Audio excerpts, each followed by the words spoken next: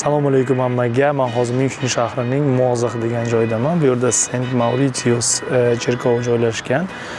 Bu cherkov 1966-yil brutalizm uslubida qurilgan, ya'ni betondan.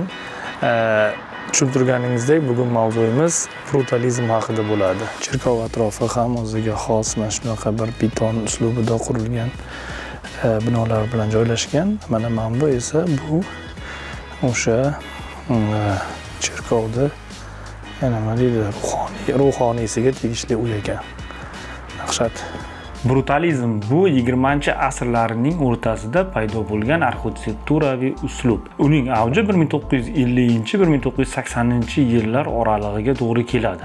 Brutalizm nomi qo'rqinchli eshitilishi mumkin, lekin u fransuz tilida beton brut, umid qilaman to'g'rini aytayman nomini, ya'ni ishlov berilmagan beton yoki to'g'ridan to'g'ri tarjimasi xom beton deb ataladi. Brutalizmni falokatdan keyin paydo bo'lgan arxitektura deb atashadi. Ikkinchi jahon urushidan keyin vayron bo'lgan Yevropa uchun tez, arzon, ishonchli arxitektura va binolar kerak edi. Arxitektura esa bunga javob berdi.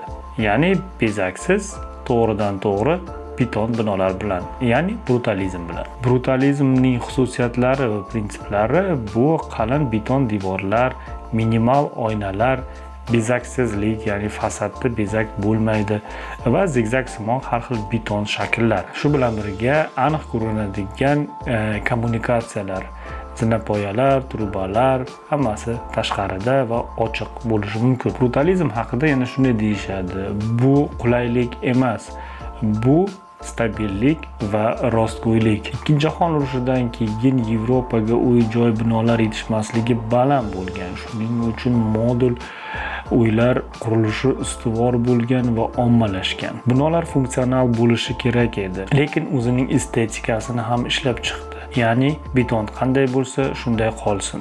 Ayrim loyihalar fojia bilan ham tugadi. Masalan, 1968-yil Angliyada 22 qavatli uy quladi va brutalizm sha'niga putur yetkazdi. Ammo yaxshi misollar ham ko'p. Masalan, Berlin yoki Yerevan, Toshkent shaharlarida ham bu ijobiy misollarni topishimiz mumkin. Eng qizig'i, brutalizm faqat odamlar uchun emas. Masalan, New Yorkdagi Bronx hayvonot bog'ida qushlar dunyosi degan beton inshoot bor. U betonga qushlar darhol tezda tuxum qo'yib, u yerda joylashib olishgan.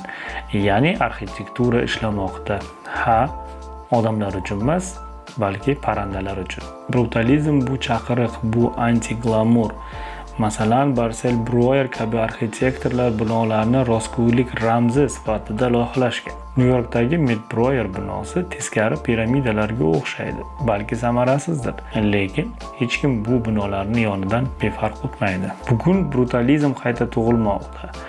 Yosh arxitektorlar unda xarakterni ko'rishmoqda. Ha, u qulay bo'lmasligi mumkin, lekin unda material, funksional va haqiqat bor. Qizig'i shundaki, oldin qoralangan brutalizm binolari hozirgi kunda madaniy meros sifatida saqlanmoqda. Masalan, Londondagi Barbican kompleksi hozirda 50 ta turar joy kompleksiga aylangan. Yoki Bostondagi City Hall avvallari u yerda shov-shuv bo'lgan, hozirda esa shahar ramziga aylangan. Aytib o'tganimizdek, zamonaviy arxitekturada ham brutalizm uslubi keng qo'llanib kelyapti. Masalan, muzeylar, universitetlar, shaharchalar, hatto turar joy komplekslari ham.